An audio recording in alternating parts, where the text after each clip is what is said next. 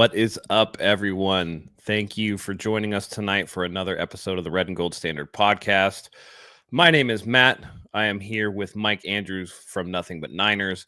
Unfortunately, Zach cannot join us tonight. He's busy doing family/wedding/life stuff, but we continue. So, with that being said, go ahead and follow us over on Twitter. Go ahead, like, comment, subscribe, do all those good things. Join us on the socials, and all the rest. So, Mike, with that being said, how are you doing tonight, my friend? I'm doing well, and I like starting shows with a random question, so I'm going to fire a question back at you after this. But There you go. I'm excited about this game. I'm nervous as heck about this game.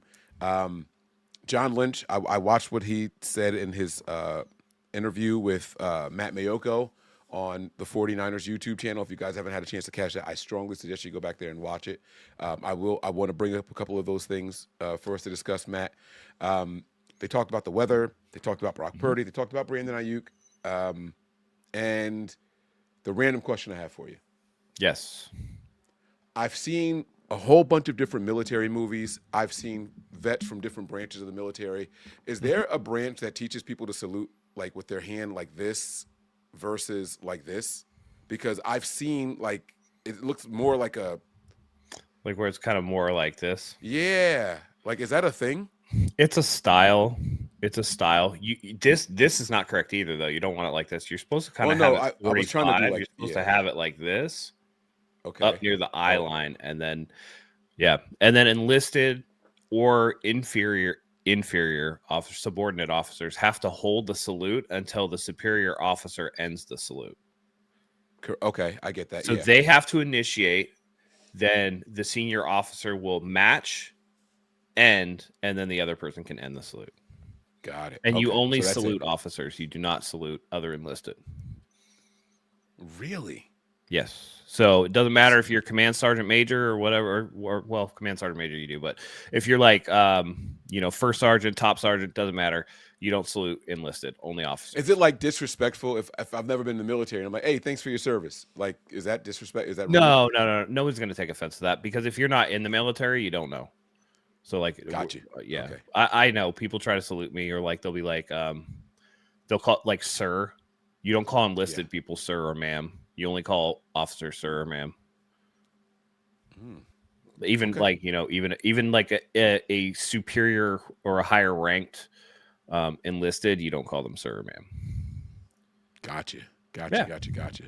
Shout out to everybody in the chat right now, man. Make sure you guys are showing love on all channels, man. Nothing but Niners. If you guys are over here, make sure you go and subscribe to my guys at 49ers Hive as well. This is going to be a fun episode, man. I can't wait to dive into this, man.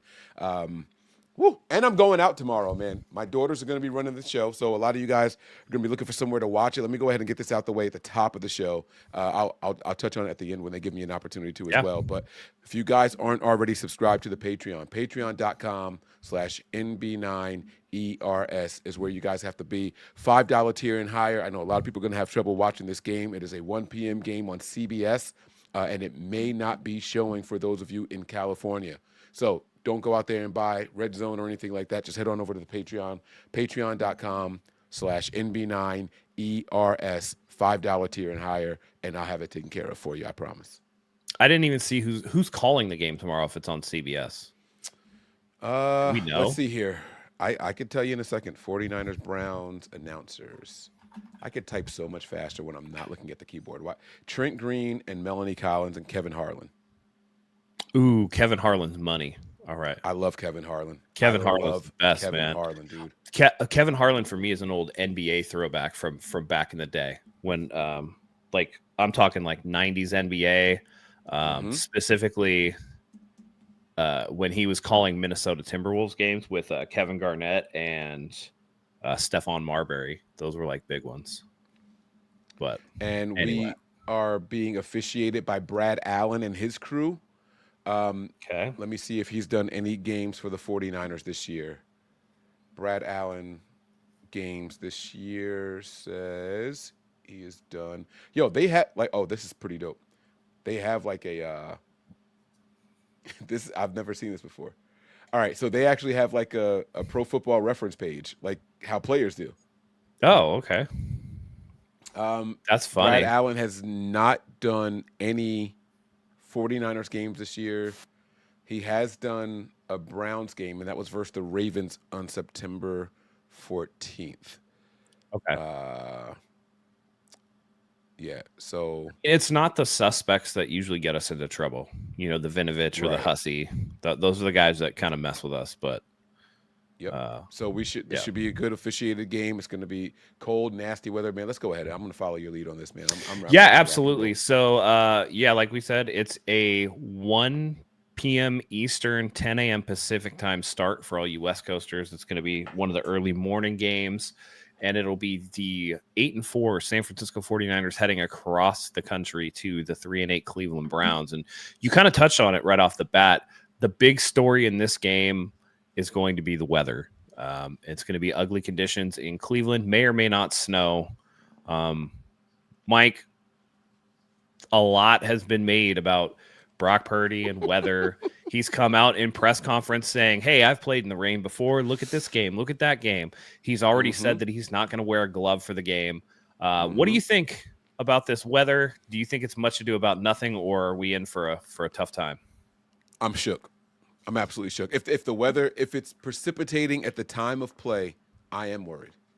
Now, if it's before and after, maybe the grounds are wet, that I'm not as worried about. I am worried about active precipitation of any kind, whether it be snow or rain. That's where I'm going to be worried. Um, Yeah, and you got John Lynch going in there with Matt Mayoko talking about, oh, we've seen Brock play really well in inclement weather games before, and he's talking all, and you got guys like well, what's this guy's name? The Glazer. Uh, Jay Glazer. no, the real Glazer, the Niners Glazer. He loves Brock Purdy. Oh, David Lombardi. Lombardi. He's Yeah, talking about how, oh man, like Brock Purdy he's got 2 playoff wins in bad weather, and no one's going to win that game in Buffalo and like it's whatever, man. Like listen, if anyone is telling you that they're confident in Brock Purdy's ability, or just the team, for that matter, their ability to go out there and win this game in bad weather, they're lying, and it's okay to say I'm concerned about that. sure, absolutely. I think that's fair. I'm not so much concerned about. I mean, listen, precipitation would be bad. Cold weather, bad. Snow, not great. The biggest thing for me right now that I'm worried about, specifically with Brock Purdy, is the wind. The wind is supposed to be 25 to 35 miles an hour steady, with occasional gusts up to 50 miles an hour. And I don't know if anybody was here and joined us on the Patreon. I really hope you did, but I'm going to let the cat out of the bag. I went through every single starting quarterback in the NFL, and I'm pretty sure that Brock Purdy, in terms of pure velocity, has the weakest arm out of every starter in the NFL. And when you have winds that are whipping up like that, plus the fact that he has 9.25-inch hands, plus the fact that if the ball is wet or whatever, you're talking about precipitation, so slippery ball, and you're talking about wind. Listen, I know that we're in the midst of duck season right now, and we better be prepared, because if they decide to throw the ball, the 49ers, it's going to be duck hunting season for the Cleveland Browns, and it's not going to be pretty. So that's kind of what I wanted to talk to you about, right? Like, what's the plan of attack here? Because let's be honest, while Christian McCaffrey is having a great year, he's having a great year when you look at the totality of what he does, the passing Yeah. and receiving.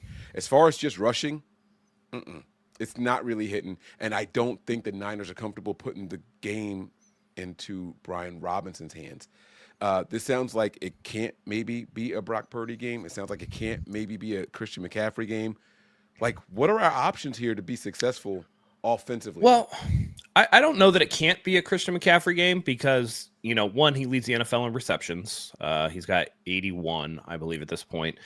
And most of his receptions are pretty close to the line of scrimmage. That's going to be the passing game the Niners have to have. You're going to have to get it to Christian McCaffrey on screen passes and stuff. My worry is that Cleveland is going to know that the 49ers are not going to be able to push the ball down the field, so that they're just going to play up on everything. And that's going to make life difficult. They're going to have to figure out how to run the ball. And like you said, it has been a great season for Christian McCaffrey, not necessarily on a down-to-down basis, but he's leading. I believe he still leads the league in scrimmage yards. You can correct me if I'm wrong on that. He does. Yes, Yeah. he does. But that's almost by virtue of pure volume. Hmm. His longest rush of the year is 20 yards. So that's not really going to get it done. And it just doesn't seem like the 49ers have had the blocking. And this is not to say because I think Brian Robinson's longest run is like 20 something yards. They don't have like a home run this season. I think that you're not getting the second level blocking that the 49ers used to get, where they would set the edge and then somebody would be able to pick up a linebacker and then the running back has to make like one guy miss. Every time I see Christian McCaffrey run the ball, I feel like he gets past the line of scrimmage and then there's like 2 or 3 linebackers that just converge on him. It hasn't been the same. And I think a lot of that is due to the offensive line, to be honest. So I saw a comment in here from right there. That's the one, Sin. She's saying, didn't Purdy play in cold weather at Iowa? So I just want to let you know, Sin. So I'm in Jersey. Jersey, on average, gets 40 to 50 inches of snow a year. Iowa gets 18 to 42. So I mean, it's not even as bad as now. If I were to put in Cleveland, I mean, not that their average makes a difference, but it's just a big difference. If I put in Ohio, yeah, it's 63.8 inches. So they get significantly heavier snow there than what they get even in Iowa.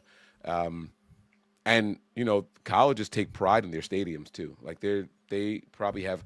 Is it bad that I think that a lot of college stadiums are better than NFL stadiums? Like No, I mean it's absolutely true. If you go to somewhere like Alabama or Oregon where they don't have a professional football team and that there's so much right. money into the college football scene, there's absolutely college facilities that are nicer than NFL facilities. That's 100% true. Yeah, Yeah. yeah, it's tough. It's tough. And I I don't feel know like that Cleveland's. I've heard players talk about that too, where they've Yeah, gone to a set and they've been like, "Oh, this place, like, we had better facilities in college." yeah. The, You know? the handful of ones that were better than in college are ones like the 49ers. They're more state of the art. Jerry's World. I believe the Rams facility. Like there's certain ones that are newer that the NFL has taken some pride and Yeah, emphasis on making better than what the college experience is. But I don't know that Cleveland's had a new stadium built and when. Like when was Cleveland's stadium?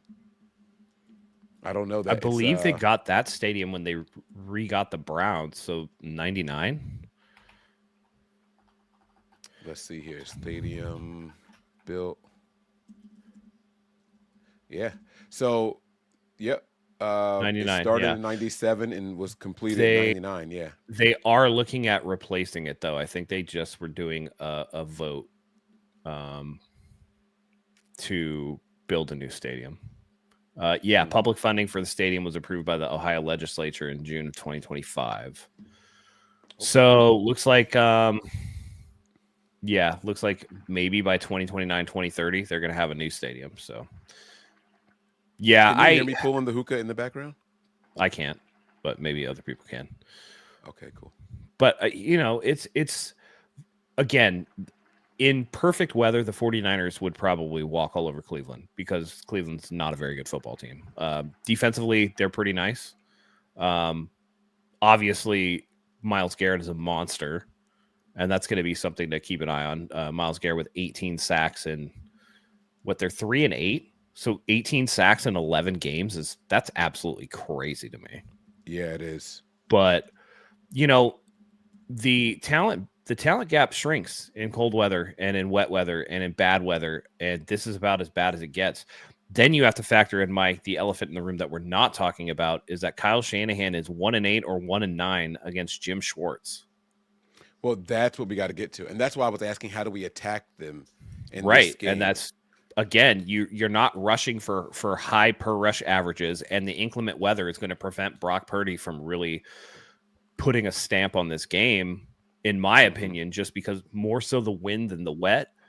So then, yeah, what really is the recourse that the 49ers have? Man, Kyle Shanahan's really going to have to get in his bag. But where is it for you, Mike? How do they attack the Cleveland defense? I think 12 yards or less in the air, right? So in a game where you have to react, I think you're at a disadvantage if the field is wet, slippery, whatever. I think that's where you create the. So remember that play that we broke down? It was an interception to Pearsall, and as soon as he broke, I was like, yeah, he might have had a yard of separation there, but that's open in the NFL. Yep. All right, we have to do that kind of separation, but in shorter distance because we have to remember that the defenders are reacting. So if we could put that foot in the ground cleanly and make that cut right away, that ball's got to be on the money, because by the time that defender reacts, that yard of separation may now be 5 feet. You know what I'm saying? Like it could be Yep. a little bit more, because we have the benefit of knowing exactly where we're going, and we're going to have to matriculate down the field that way. Our offensive line isn't known for being strong and getting physical push. It's more about angles. When the run game is successful, that's not going to benefit us right now.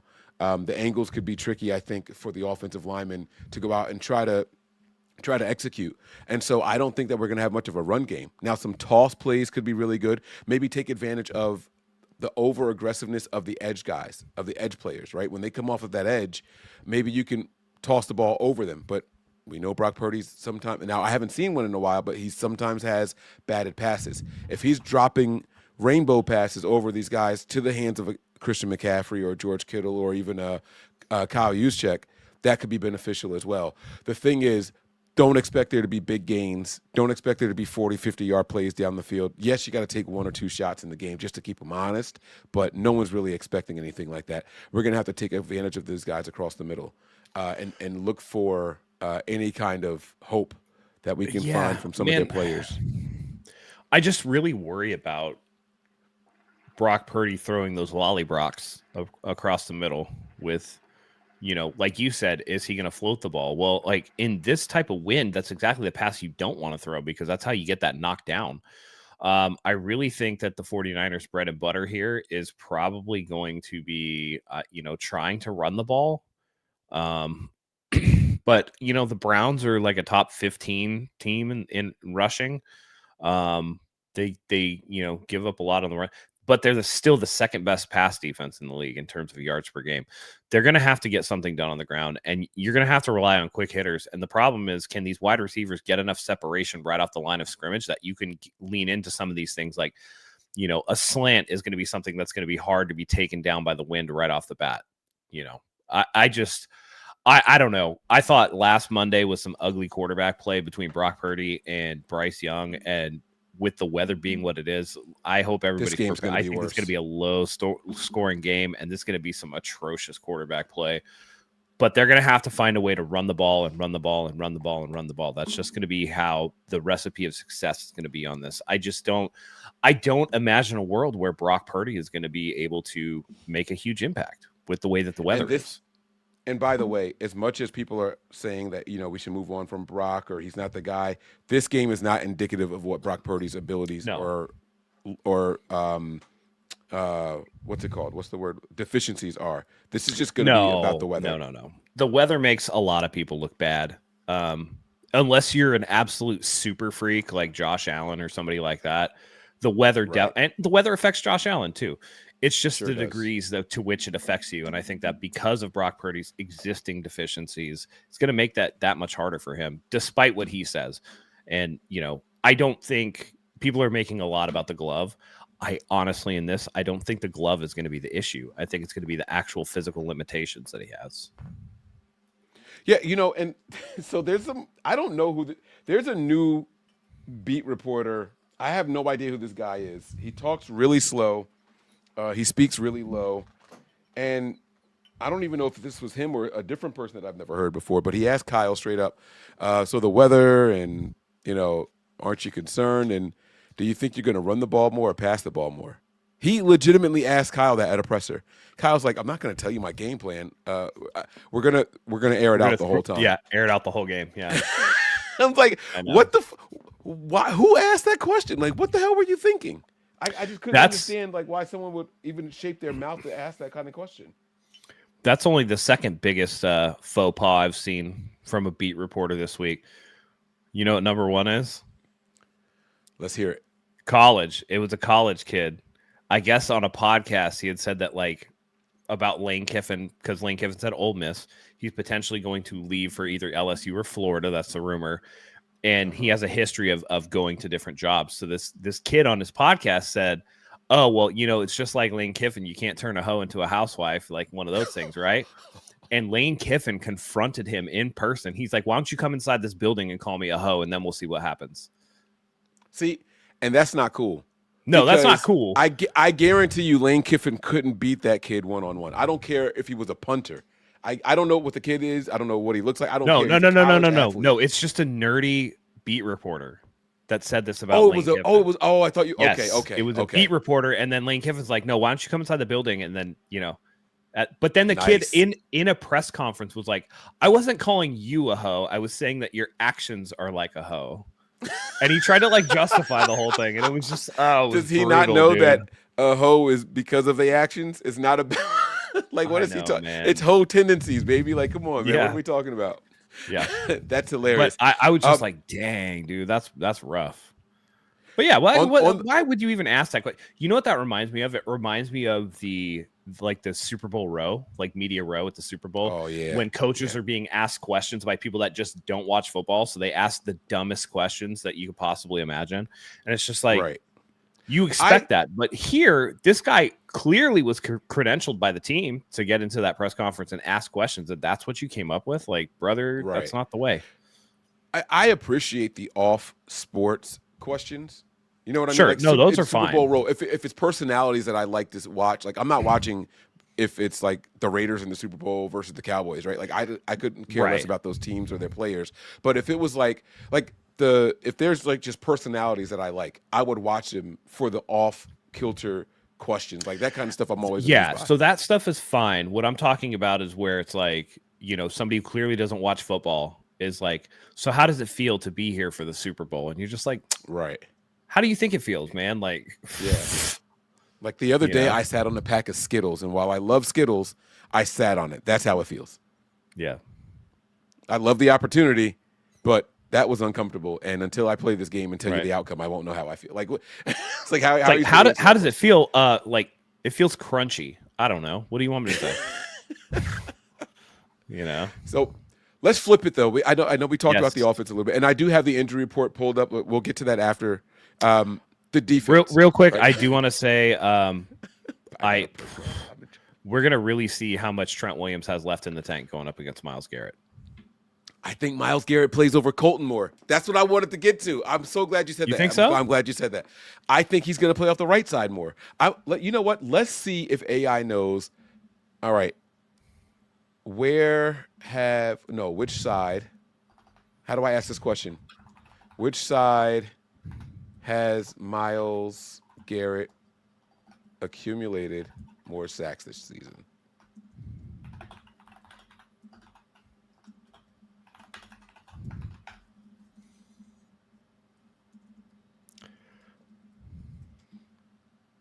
Let's see. According to this AI, it says Myles Garrett primarily lines up on the right side of the defensive line, which would be the left side of the offensive line. Yeah. Let's go, Trent. Trent's ready for this one. Trent's ready for this one, baby. I'm telling y'all now. I think put Trent your money showed a little on bit of weakness. Trent. I think he showed a little bit of weakness. They asked him about Myles Garrett and if he was nervous, and he tried to play it off, and then he was like, "No, yeah, actually, like I'm really nervous." I'm like, "You don't say that, bro. Like, what are you doing?" Nah, you got to put the respect out there, because if you say he's weak, you just say, "Listen, I'm not nervous about anybody, but you have to respect it." Like, you could do it without like bitching yourself. Can you? I don't know, man. Because anything you say that's not a prop to the other person, it's locker room board. You don't even have to say, you don't even have to answer the question. By the way, if they're like, "Hey, are you nervous about facing Myles Garrett?" You could just say, "Myles Garrett's a hell of a player. He's having an amazing season." You don't have to address whether or not you're nervous. Myles Garrett is all pro. Myles Garrett is a pro's pro. He's like, in terms of edge rushers, he sets the standard. Whatever you want to say, dude. Like, that's all you have to say. But like, we all know, listen, he didn't even have to say it. We all know Myles Garrett's a super freak. Right. Well, you say Myles Garrett's the sack leader this year by a lot also. Like how you started the show, 18 sacks in just 11 games is very impressive for anybody. And this kid's just getting started. He's pursuing the NFL sack record. He's on pace to break it. So I'm going to play him with a lot of respect and all that. I'm not going to underestimate him and his abilities going into this game. But he'd be like, "Oh, yeah, I'm nervous." Like, what are you talking about, man? What are you saying? Did he actually say, "Yeah, I'm nervous"? I think he said, "Yeah, man. Yeah." Let's see if I can find this. I'll send it to you. Because I was just like, it kind of man. I was like, huh? Does stuff like that make you upset when your team's players do that? Like, don't praise them too much. Like, I get the gamesmanship. Oh, sorry. Like, you don't want to piss them off. Sorry.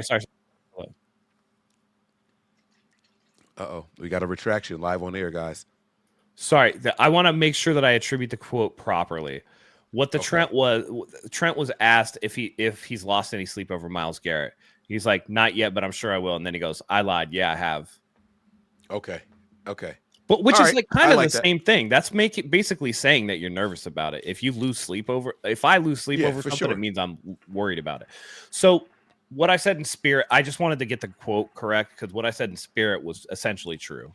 Yeah, they'll But eat us up if we get it wrong. So yeah, I like that you did that. but he went on to say that he's one of the best to ever play and he has no weaknesses, which is fact. You got to take Myles advantage of Garrett's that. That guy's strong. He's fast. He's like athletic. I don't know how you stop a guy like that every single game. So let me set the over under right now at 1.5 sacks. Which one would you take? I'm going to take the under simply because I don't think the 49ers are going to throw it more than 15, 20 times this game. I completely agree. And that's why I'm not worried about him. I completely agree. I couldn't have said it better. I don't like that we agree on certain things. I'm ready to argue with you about something. We're just not gonna, I don't think we're going to get there this game, this preview show. Nah, I think we're pretty much on the same page, you know. But here's what's funny, though. The Niners have faced so many different opponents this season. This is the one that I think most 49er fans are nervous about. And it's a 3-win team. It's a 3-win team. When does that factor into it with a new quarterback? Like, when does that factor into it? The 49ers haven't won there since 1984. One. The last time that we were Out there, of 4 games. Jake Moody blew a field goal. No, we were home then. We were home. Was that home? That was in Candlestick. And that's why we should be even more fired up. We owe them. We were 5-0. That was in Cleveland. Was that in Cleveland? It was in Cleveland it was raining in Cleveland. It was like a rain game. I'm pretty sure it was a road game. Oh, I could be wrong. I thought that was at home. No, you might be right. Hold on, let me see. 49ers. That was 2023? Yeah, it was 23. It was the year we went to the Super Bowl. 49ers I thought it was at Cleveland. Yeah. Yeah, it says 49ers versus Cleveland. Oh, wait, this one says Browns versus. All right, let me just click it here. Forget it. October 15th. Who was at home? Let's see. Game was in Cleveland. You're absolutely correct. Yeah. It was in Cleveland. Yep, you were So right. I think that's part of it too. And then I think the third part of it is obviously the weather is a huge thing. And then I heard John Lynch also, mention that offensive line. I think we've all been nervous about our offensive line all year, and you just look at a mutant like Myles Garrett, and you're just like, shit. You know? Yeah. I think that this game is going to be a very low-scoring game. And I do think that there are ways to neutralize a powerful pass rusher. The good thing is, like Matt said, and I agree with, there's not going to be a lot of passing attempts in this game. Bet the under on the score, bet the under on pass attempts, completions, all that kind of stuff, passing yards. You take the under on all of that, unless someone is trying to outsmart everyone. Like, so to us, it's obvious, right? There shouldn't be a lot of passing attempts. What if they come out there and they throw the ball 30 times, but every pass is 5 yards or less, right? Like, you use like how the Saints used Drew Brees his last 7 years in the NFL. You know what I'm saying? Like, could they do something like that? Which I don't know if it was beneficial. last 7. I would say like last 3. It was the last 3, yeah. No, I was putting some sauce on it. I'm like, damn, my man. Like, you're talking about the Super Bowl in his last 7 years, didn't he? Dude with the most 5,000-yard passing seasons in his career, and you're just like burying his ass. Yeah, no. I was a shot. I was talking too much shit. But what if they come out and do something like that? Would you be mad at a game plan like that? It would catch everybody off guard. Not necessarily, but you have to get it to the right people. Like, you can't just be throwing that screen pass to Jawan Jennings, who's just going to dance around in a spot and then get tackled in 1 yard of yak. I think this is a great Kendrick Bourne game. He's coming from New England. Kendrick Bourne, Ricky Pearsall would be another guy if you can get him out on like a quick wide receiver, like a slot screen or something like that. Obviously, Christian McCaffrey, you're going to have him coming out of the backfield. I would try to get more utilization out of Kyle Juszczyk and George Kittle near the line of scrimmage. Definitely so. That would be part of my plan of attack. Yeah, a lot of check and release from the tight ends or the fullbacks to get past the defense. Kyle has to do something. Kyle Shanahan needs to get into his bag and really come up with something offensively to try to counteract. I just hope that he can get the specter of Jim Schwartz off his shoulder. It just seems like he's never adjusted to Jim Schwartz, and that kind of worries me a little bit. What's wild is that we just named 4 offensive weapons that we can use in short passes in this game. That's a lot going into a game with this weather, and we are factoring in the weather, the quarterback and his struggles as of late, and we think that we could be successful if we were to target them in short games like that. Where I don't think we're going to be successful is in the run game. So if we can do that, now is this the first game that the Niners missed Deebo Samuel? I'm the wrong person to ask that question. Dude. No, because I'm a Deebo hater. I don't think there's a Deebo hater more than me out there. So you're on a show with him, bro. But Deebo was built for Drew Brees being trash for 7 years. Deebo Samuel was trash every fucking season he was here, except for one. He made his living off of one singular season, and that was it. He did. He got the check off of one, but he was good in certain games, and this is a Deebo type of game. You can't tell me it's not. This is the type of game you get him the ball at the line of scrimmage and let him go. He doesn't fit on this team, though. He doesn't fit on this team. The way that this team is constructed, I don't think that he could do the Deebo things because this team doesn't block well enough. Deebo needed blocking to get to the second level and in space, and we just don't have the horses for that. Oh, come on, Matt. There's been plays in the snow against the Packers, that Packers playoff game, where Deebo just caught a short ball and just took it directly across the field. He just cut across the screen like that and was out. Like that. He's done it before. We've seen him do it. We've seen him do it before. I think this might be the time where it's like, damn, I wish we had Deebo in this game. I think. Chat, what do you guys think? Nah, Deebo's a hoe. Fat Bo Samuel. All right. Fat Bo Samuel with his 470 yards receiving on 53 catches for an average of 8 yards per reception. Get the fuck out of here. I would say, did he even get to 9? Yeah. Oof. 8.9. It's trash, dude.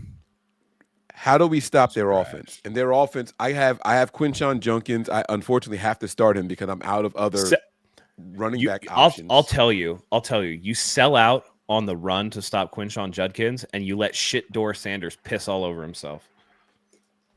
Okay, so now hear me out. If Brock Purdy is like the weakest arm in the NFL, Shedeur Sanders is like a bottom 10.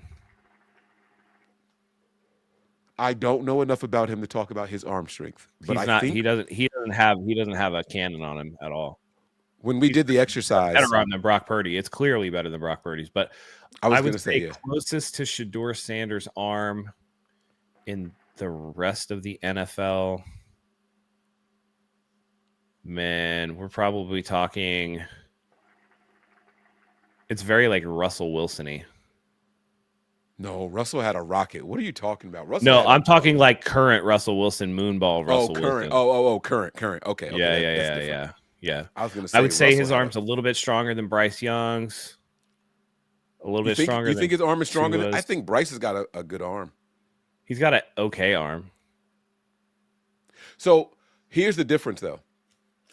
And I don't think Shedeur is much of a runner. Kirk Cousins' arm. He's got like Kirk Cousins' arm. It's not great. No. It's not great. Kurt's got way more velocity than Shedeur does. Way more. Are you kidding me? Current Kirk has way more velocity. What? Have you watched him? No. Yeah. See, you don't even know, bro. I didn't even lie. I didn't watch this year. Kirk Cousins, not Warner.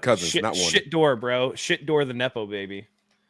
Yeah, dude. So, what if they decide to run him in this game? Something that no one's seen in the NFL yet. He's not fast. I know that he's not fast. You don't have to be fast if you're just trying to get 3-4 yards at a time. What if they decide to do a lot of like direct snaps and run them? No one's seen it. You can catch everybody off guard. There's no film on it. Like what about that? That's not his game though. That's not his game. He's not that type of quarterback. He played in Colorado. Come on now. They get snow out there now. No, I know, but like that's not his game. How can it be his game if that's what like he made his bones there? Because he's not an athlete, dude. Oh, he might not be a great athlete, but he's an athlete. Everybody in the NFL is an athlete. Brock Purdy's a better runner with the football than Shedeur Sanders is.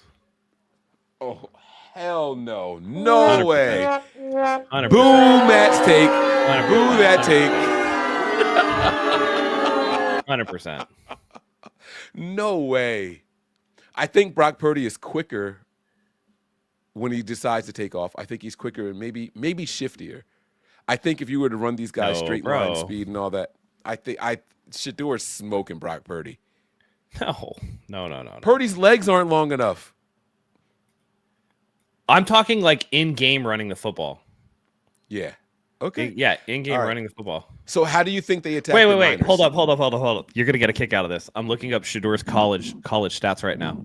Do you want to hear his career rushing stats in college?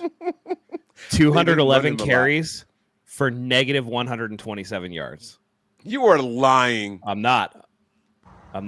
You can look it up. Excuse me, bitch. Yep. He had negative You are rushing yards in lying. college. Because that's because sacks come out of the rushing No, attempts. do not. They come out of the They passing don't? yards. They come out of the passing yards. Otherwise, Peyton Manning would have negative rushing yards. Yeah, Oh because my yeah, God. it comes out of the team passing yards. So they really expect him to stand in there and deliver, or just run the Yeah. ball all game long. He cannot run the ball. I'm telling you, he is not a fucking athlete, dude. Take the Niners for the win, y'all. That stat just changed my whole prediction of the game. I'm telling you right now. I'm gonna share this with you because I don't want you to think that I'm like just completely bullshitting. Okay. You could do a screen share if you want. Oh, there it is. There we go. Yeah. Let me take that. Hold on. Let me pop this bad boy up. Let me see. What the fuck? I'm telling you. This can't be You real. thought I was bullshitting, huh? Wait. What? Yes. Negative 127 yards rushing. How is that possible? This is why I was never surprised that he went in the 5th round. People have glazed him up, and I'm like, he's not that good. But this is my question, and I'm not trying to be funny at all. How can a that's quarterback fine. have that many negative rushing yards and then not be sacks? That's what I don't get. How is that physically possible? I don't know. Like, that means that he was running backwards and got tackled. It just doesn't make any sense. It must have been him making bad decisions on like RPOs. My daughter is knocked out behind. I didn't know her limbs were showing in the screen.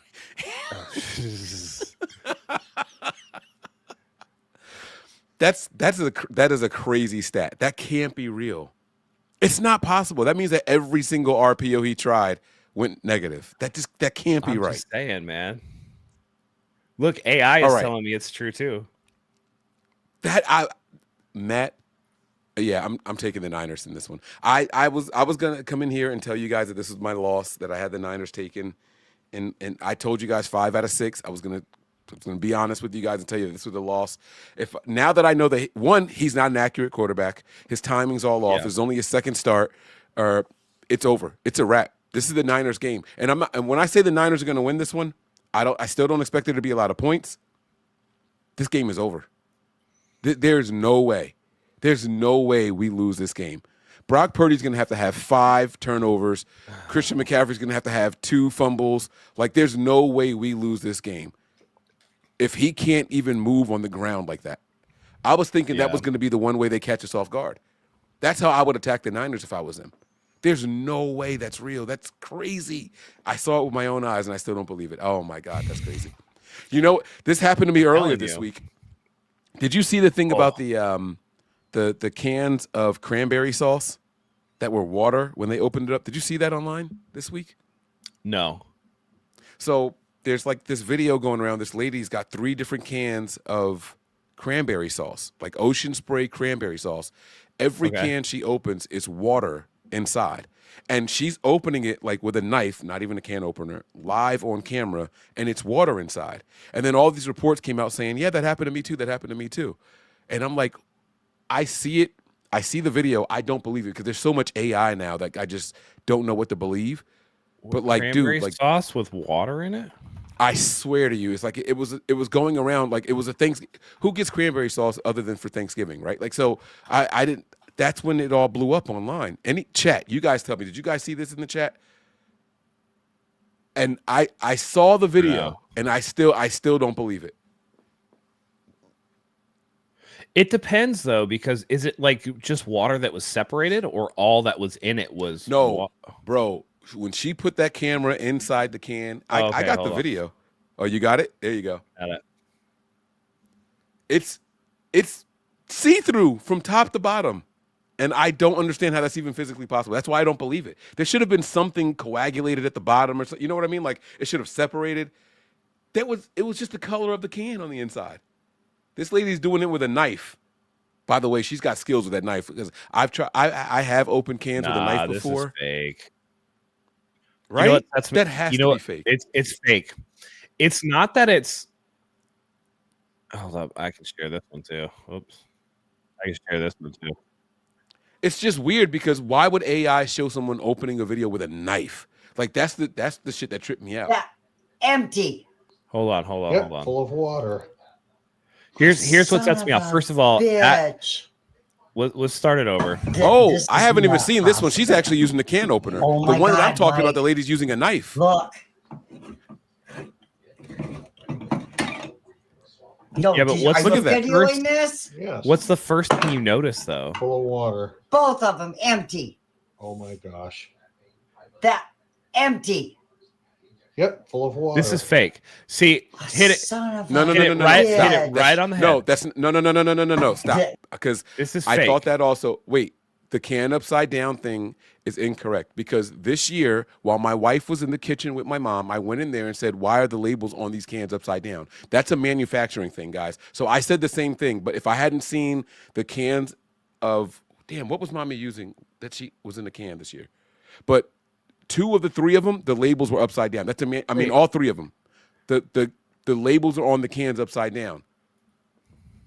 I stopped my wife and said, "Babe, like you got that can upside down." Don't they press She was like, both "No, sides of the can? Don't they press both sides of the can? no. One side of the can is pointy, like what she's on, and the other side of the can is round."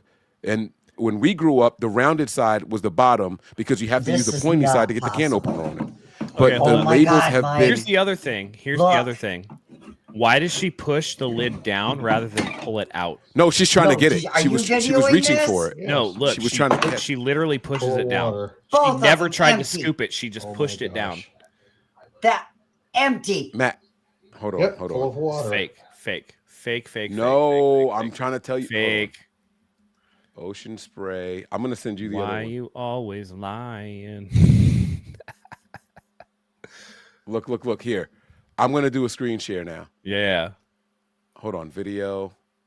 Where's the one with the knife? Okay, second of all, it's diabolical if you're opening up a fucking can with a knife. Well, I mean, the lady clearly didn't have a freaking. I've opened up cans before with a knife before because I couldn't find the. I mean, listen, I just hire my butler to open my cans for me. It doesn't matter, man. It's cool. Talk your shit. Here's my video. Here.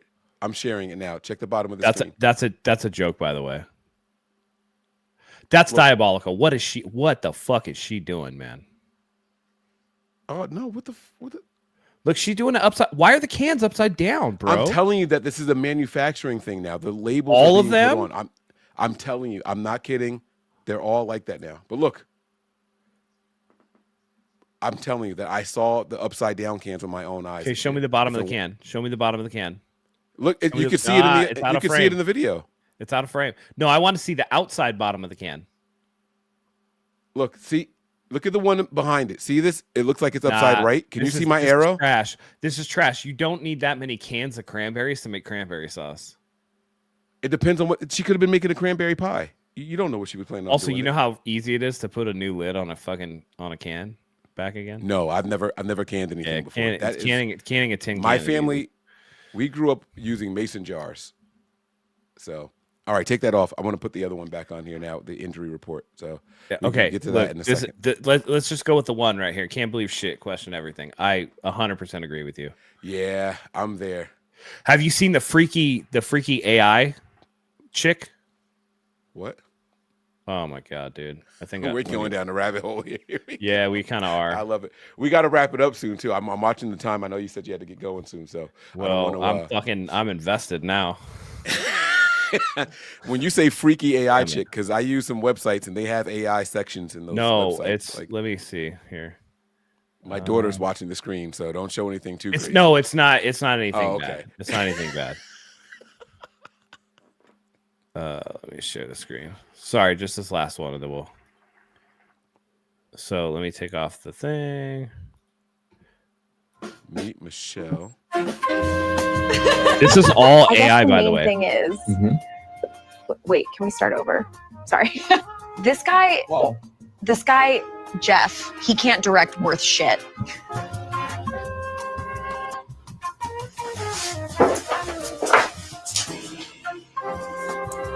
Who created you? Jeff, don't worry, I'm working through it in therapy. Yeah. What do you think of Jeff as a creator? He's okay. I'm not a fan, really.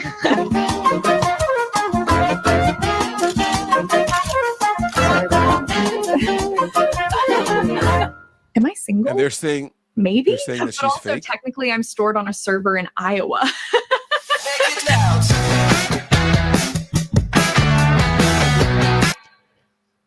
Wow. That's AI, brother. I mean, We're cooked. I'm married. We're so. cooked. But all I'm saying is, like, usually it's not necessarily that it's like a girl or whatever. The fact, like, it's that it's hard to spot any of the flaws. If somebody was just like, oh, we shot a commercial featuring this young model and it was set up like that, you'd be like, oh, this makes sense. It's like a little ad for her doing whatever she's going to do. It's like, that's scary, man. And that makes me think, Yeah. like, this is the rabbit holes that I go down, where it's just like, if you can make AI, or you can, let's just imagine, VR headsets or whatever, you could imagine they'll get to a point where it's indistinguishable from reality, right? Yeah. Oh, absolutely. For sure. Okay, well, if it's possible that it can be indistinguishable from reality, who's to say we're not already there and we're already inside the simulation? I mean, a lot of people have been saying that for years. That's what I'm saying. Like, it gets pretty jacked up, dude. Mm-hmm. And humans What are I'm so hoping crazy. is that it gets so out of control and so everybody's like so not trusting of it The that government people bans start to move away from like some technology and be like, no, I need to go outside. But Like, how I need to can they fucking tell? go outside. Like, how do they know we haven't been doing AI for every broadcast that we've ever done? Yeah, They would have Definitely. no way of telling. 100%. It's insane. And you hear about the robots that people are ordering? It's like they didn't even see I Am Legend. Like, not iRobot, I mean. Like, there's robots that they are selling now as personal I assistants. love that movie, by the way. One of Will Smith's Which one? better movies, iRobot. iRobot? Yeah, that was a Yeah. good movie. Love that movie. I still didn't care for some of his facial expressions, but it was a good movie, though. It's a really good movie. I was supposed to Yep. be an I Am Legend, but that's another story. I'm sure I've told that already. Sick.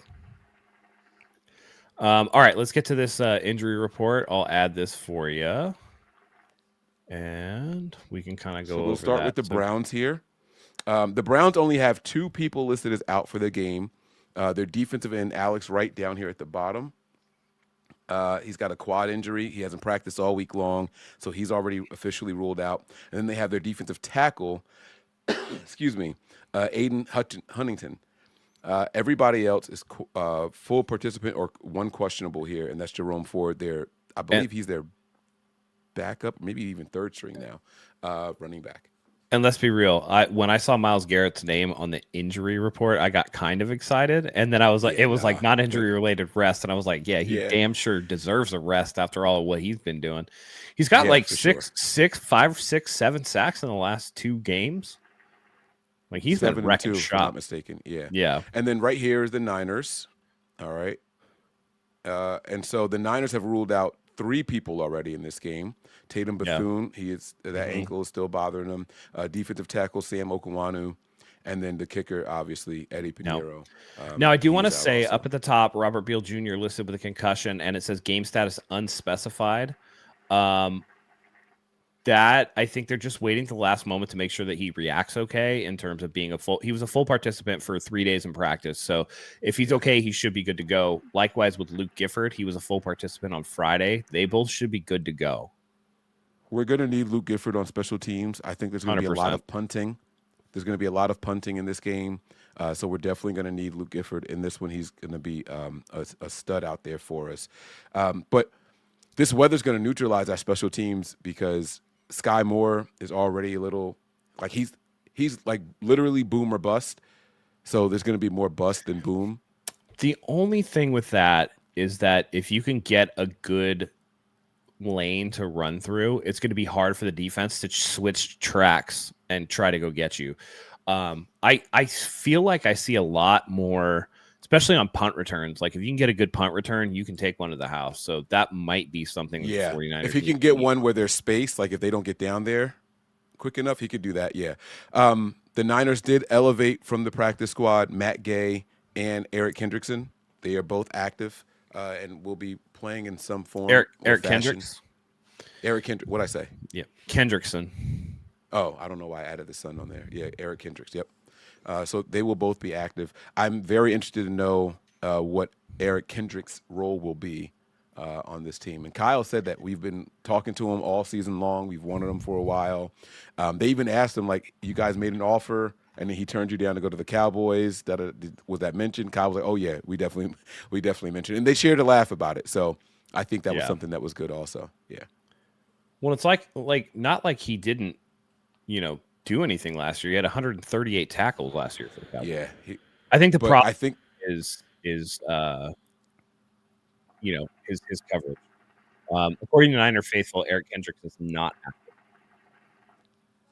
That's the exact opposite of what I just saw.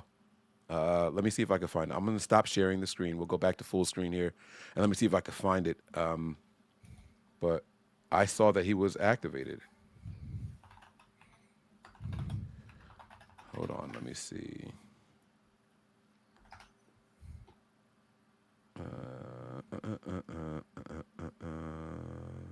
Or no, I should say elevated. I shouldn't say activated. I should say elevated.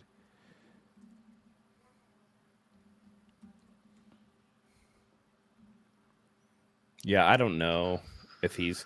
I know he was signed to the practice squad, but if he was elevated from the practice squad, then he should be active for game day because you wouldn't want to take him off of the practice squad. I don't know. Right. Now, hold on. What I saw was a tweet. So let me check there. Eric Kendricks elevated.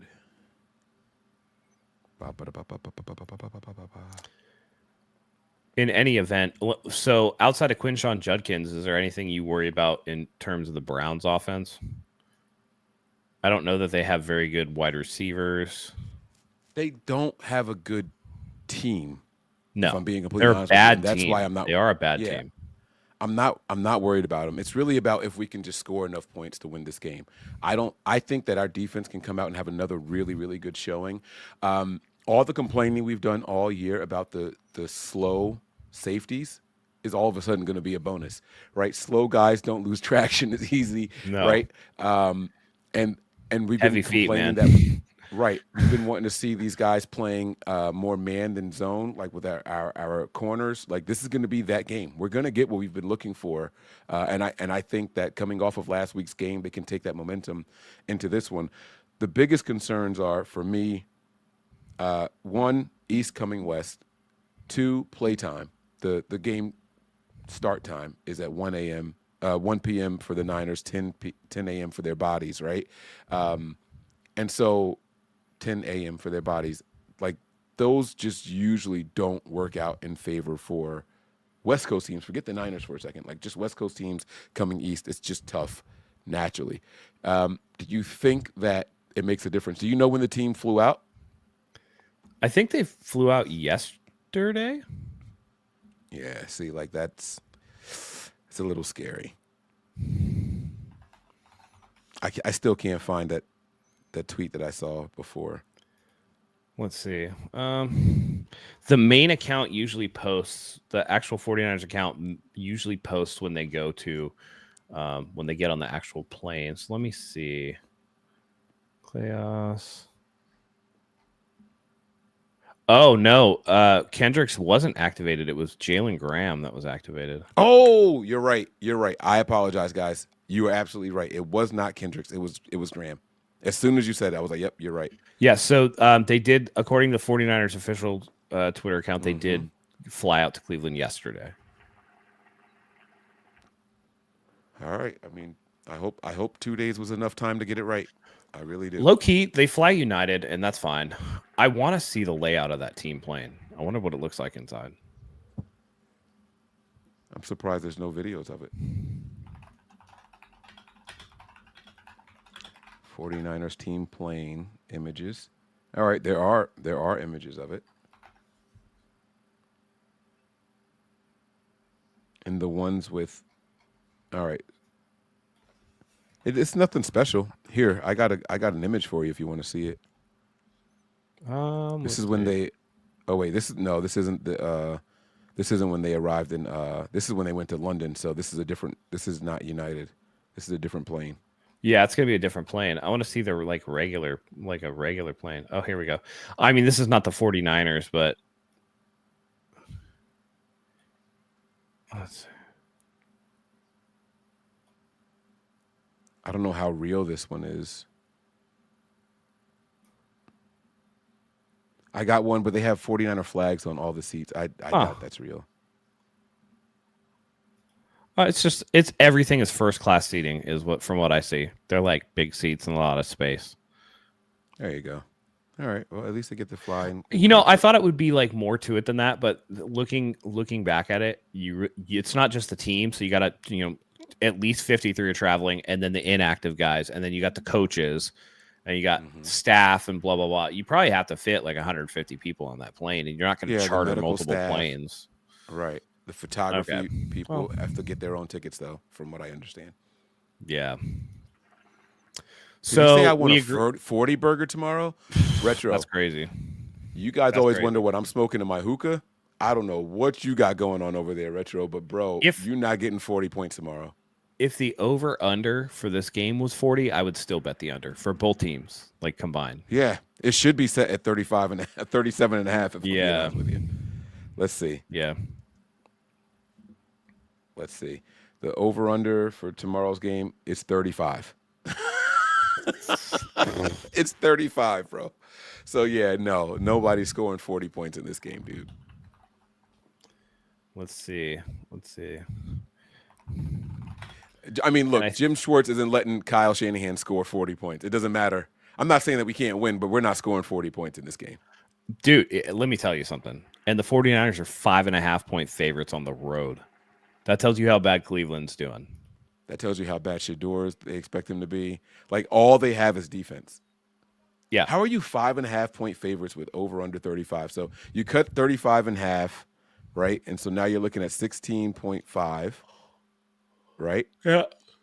They're thinking it's going to be like a 19 plus to 5.5 for the Niners. 19 to 14 game. 19-14. That would be 33. 21-11. 20 no, because you got to make it 5.5. So you're looking at like 5 or 6. So they're even thinking it's going to be 19 to 13 or like 19 to 14. But we got to win by 5 or 5.5. So 19-14 would be 5. 19-13 would be 6. 32. I mean, I don't know. Points. Yeah. All right. I mean, I don't. They want it on either side, so you either get combined 35 points, or you get a combined 36 points. That's why they put the half in there, so they don't want. But we're here. We are here to go out there, kick ass, and take names and numbers. Let me tell you guys something, right? We were 5-0 when we played Cleveland in 23. All right. They gave us our first loss of the season. We owe y'all for that. Jim Schwartz, what'd you say his record was against Kyle? It's like he's like 9-1 against Kyle Shanahan. We owe you for that, right? And here's the other thing. Last week, the Niners did something that no other team in the entire NFL had done. When the Panthers win the coin toss, they were undefeated. Guess what happened last week? They won the coin toss, and the Niners beat them. I'm telling y'all, we're here to change it all up now. And this is me saying this with Matt giving me that new rushing information. Yeah. About Shador. So that's the only reason I changed my mind. Feast mode brings up an interesting point with Brock Purdy's toe in that cold weather. Is that going to be an issue? He won't feel it. It's going to be numb. Yeah, they'll probably. He's not playing with the metal plate. From the cold, or they're going to inject it so that it's numb. He's not going to feel nothing. He's not playing with the metal plate. I don't know if you watched the Ravens and Bengals game, but they showed Joe Burrow's shoe with the metal plate and how he was talking about how it's not comfortable and all that stuff and all that. Brock hasn't been playing with that for a while. He hasn't been practicing with it for a while, so he should be okay. The toe for Brock Purdy. I hate to tell you guys this. I know this is going to be an issue all season long. It's probably not an issue. It's not an issue anymore. Probably guys. Okay. I promise you. Yeah. He's not even. I think so too. I think he was ready to go prior, but Mac Jones was playing well, and I think they really wanted to get him past those turf games. For as much as they tried to say, oh, it's not about the surface, doesn't matter when he's ready to go. Yeah, it Right. does. Stop It lying. absolutely does, for sure. Yeah, Yep, absolutely 100%. does. All right, let's get into our offensive and defensive player of the games. We can get into final score predictions as well. I don't know that there's that much more to say. This is just going to be an ugly ass game. So, it's not like a glamour filled matchup to begin with, and then you add bad weather to it. It's going to be a tough watch. Yeah, it is. I'm going to be out at a bar. A buddy of mine is going through some stuff in his personal life, so I told him to meet me at the bar. Drinks on me, food on me. So I'm looking to have a good time. My daughters are going to be running the Patreon for me. I'm going to have everything set up for them. So this is going to be their third game this year, I think, running the show for me. So I have all the faith in the world in my daughters. I'll have the backup links and all that stuff pulled up for them so they can switch it out if there's any issues, and I'll be chiming in on the show and everything from the bar. I'll go first, and then you go afterwards, right? Yeah. Let's start with the offense, right? Offense. All right. Correct. So my offensive player of the game in this one is going to be, I'm going to say Trent Williams, right? And it's not that I think he's going to do anything crazy. I don't think Myles Garrett gets a sack in this game for all the reasons we discussed already. But that is going to be something that Trent can hang his hat on. Like, this guy was been a machine, 7 or 8 sacks in the last 2 games. He gets none in this one. Everyone's going to be singing the praises of Trent Williams after this game. So I'm going to say Trent Williams, my offensive player of the game. All right. Bad quarterback, bad weather, kind of one and the same, right? You lean on your weapons when you're in inclement weather and you can't really push the ball down the field. That's why I'm going to go with George Kittle in this game. I think that he has 7 catches. He's approaching 100 yards there, and I think he has a touchdown catch. So George Kittle Let me ask for you me. this. Does Kendrick Bourne get his 18 yards he needs for his bonus? This season? This game. Just this game. Oh. So he has a per game basis of 18 yards? No. He had a bonus in his contract for 500 plus yards. He is at 482. Oh, so he hasn't been targeted in the last 2 games since Brock Purdy has been back. But I do think that this is a Kendrick Bourne style game. I really, really do. Could be, especially if they're looking to get the ball in space, because Kendrick Bourne is a little more fleet of foot than Juwan Jennings is. My baby is drooling back here. So you think he gets it? Yeah, I think so. I think 18 is a pretty reasonable ask. Okay. All right. Yeah. Beast Reincarnated is saying that he thinks Myles Garrett's going to get a sack for sure. I don't think so, bro. I don't think the Niners are holding the ball for more than 2.5 seconds. He's not getting there that quick. You better hope not. Around Trent. Not around Trent. Then again, I've seen Myles Garrett have some ridiculous insta wins. Like, there was a sack where, like, he olayed the offensive lineman. Like, he put a move on him that it was ridiculous, and he was back there Trent Williams way quicker than. Yeah, but is Trent Williams still Trent Williams? That's been my question all season. So we're going to find out. He's been coming to form the last 3 games. I'm telling you, this offensive line has looked a lot better the last 4 games. He's looked better. Yes. All right. That's why if he's lining up on Trent all game, I'm with it. If he switches, if he's on McKivitz, left defensive end, yeah, it's a wrap. He might sack Brock with Trent in between. I mean, with McKivitz in between them. Like, he just might reach around him and grab him. We might have a new meme. Mike McGlinchey going to sit there being like, can you finally get that Micah Parsons thing off of me, man? Right. Like, me being sideways with Micah. Like, shit. All right. Defensive player of the game. Mike, who you got? All right. This is going to be a tough one for me. While I would love to say that we're going to keep pressure on their quarterback, which I do think we will. I think we neutralize the run game, but that's not going to be good enough to earn defensive player of the game, because I think it's going to be a concerted effort by the linebackers and the defensive linemen. I'm going to give it to Cleveland Farrell. I think that Huff's speed might be a little bit too much for him to get footing. So I think that the slower pass rusher, Cleveland Farrell, is going to have the nice game. I think he's going to be the guy with the 4 pressures. Give him 1 sack. I'll give him 1. 4 pressures, 1 sack, and 2 tackles for loss in this game. They don't necessarily have to be on the quarterback, though. All right, for me, I think that stopping Quinshon Judkins is going to be the key to victory here. And so with that in mind, I'm going to go with D Winters. We're going to need somebody to fill the run gaps. And I think that D Winters is going to have double-digit tackles and maybe a forced fumble in this game. D Winters has actually been playing better. He had like a little dip in his play when Fred Warner first got injured, but he's kind of started to pick his play back up. And this is going to be a very important game to not let Judkins get to the second level. The linebackers filling the run gaps on that is going to be a huge, huge, huge part of that.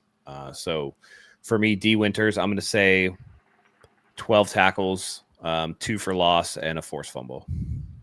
Nice. And we don't do this, but I'm going to go ahead and say this. Of the 3 coordinators between Kyle, Saleh, and Boyer, I think Boyer, this is the game for him. I think there's going to be a ton of punts. I think there's going to be, when we do score the kickoffs and the coverage and all that, I think Boyer's got to be in his bag for the Niners to win this game. And yeah, I'll be honest with you. When the season first started, I was like, this guy looks like he might have been a mistake.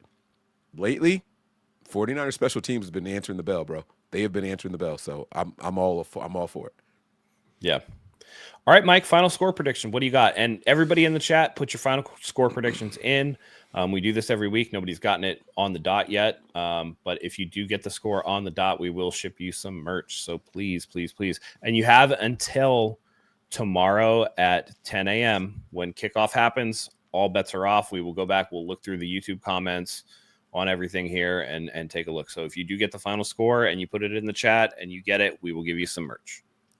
In the chat after the show is over, I have to emphasize that. So when the show is over, put your prediction there. Wi-Fi, I see your prediction, but you guys, Ray Jr. I think I'm okay with them doing it now. That's fine. That's fine. Oh, okay. For me. All right, yeah, cool.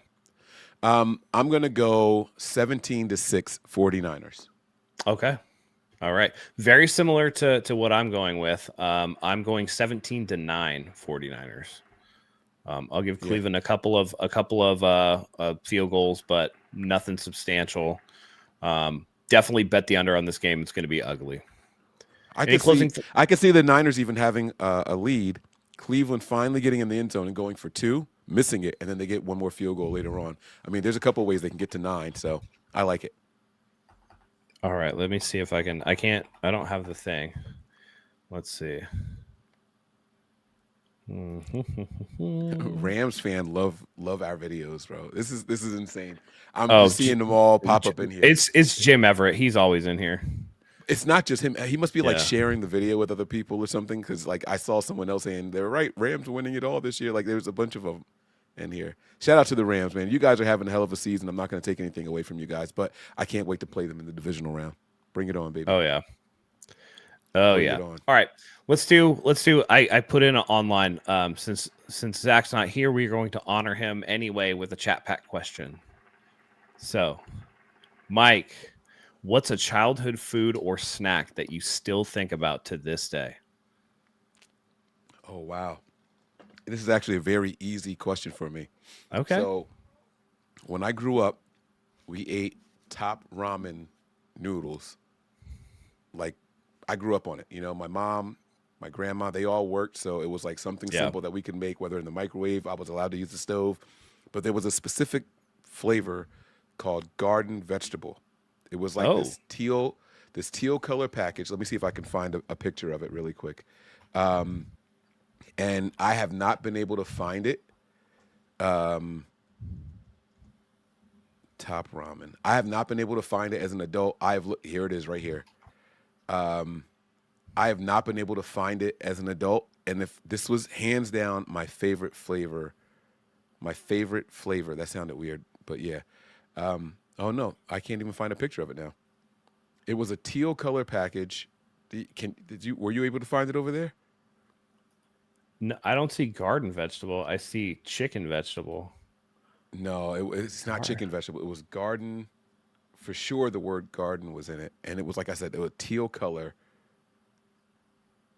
Was it chicken vegetable? I swear it said garden. But there is a top ramen chicken. Maybe that's the one I like then. Maybe that's the one you like. Maybe you should try it and get back to us. All right, but yeah, so that's it. You guys out there, tell me if you guys have ever seen it before. Here, I'll do the share screen really quick. I got it zoomed in on it. Why? Let's see. What the hell did I just do? I just messed something No, up. you're Hold good. on. You're good. There it is. There. That's the This package, though, flavor- right? Yeah, it's probably chicken Yeah. vegetable. Yeah.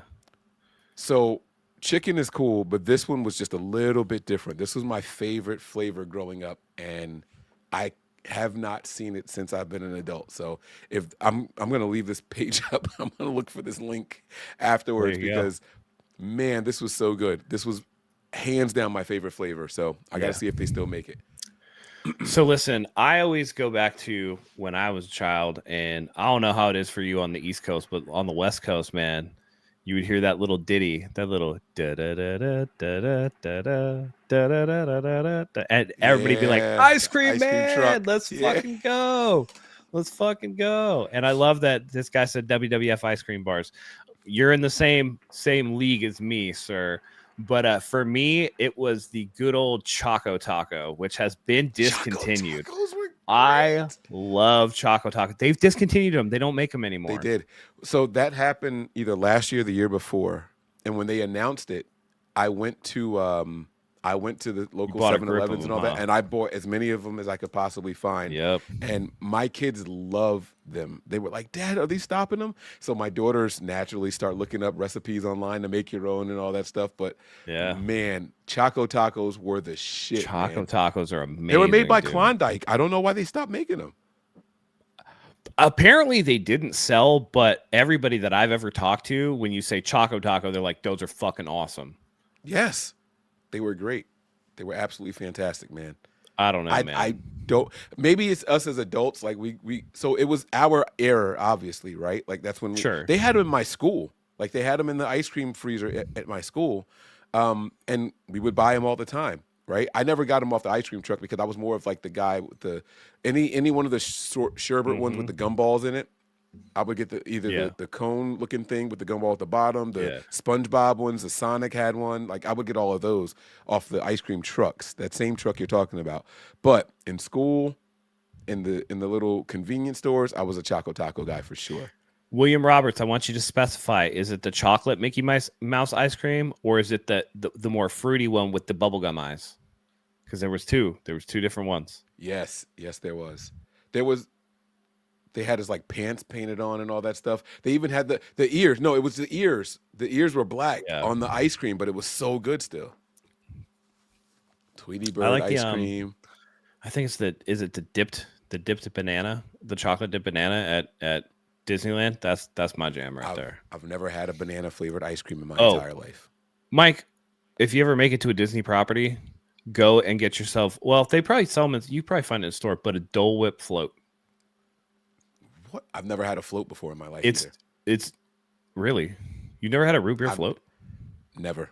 It just was never appealing. I'm not much of an ice cream guy naturally. Sure. Like, we're talking about Choco Tacos. That's probably like the Yeah. So a Dole Whip float is. Do you like pineapple? yes. Okay. So Dole Whip float is pineapple like sherbet or pineapple soft serve floated in just straight up Dole pineapple juice. And it's awesome, dude. It's so good. Wow.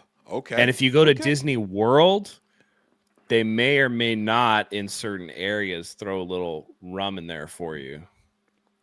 Really? I won't be So going you to get- Disney until after my kids have grown and moved out because I can't afford it. Like you need to There take you out go. a freaking pension loan to get a family of 6 to Disney, bro. That's Oh, this is a good shout too. The Flintstones push pops. A+. I still get them to 100%. A+. Super good. A+. Again, the sherbet Super ice cream, good. like it's dude. Yeah. Oh, incredible. Or the Absolutely incredible. just the straight up the bombsicles. The red, white, and blue, just the bomb pop. Like those were sick Yep. too. Firecrackers or whatever they call them. It depends on where you are. Yeah. Yeah. Yep. Those were good also. Hell yeah, man. 100%.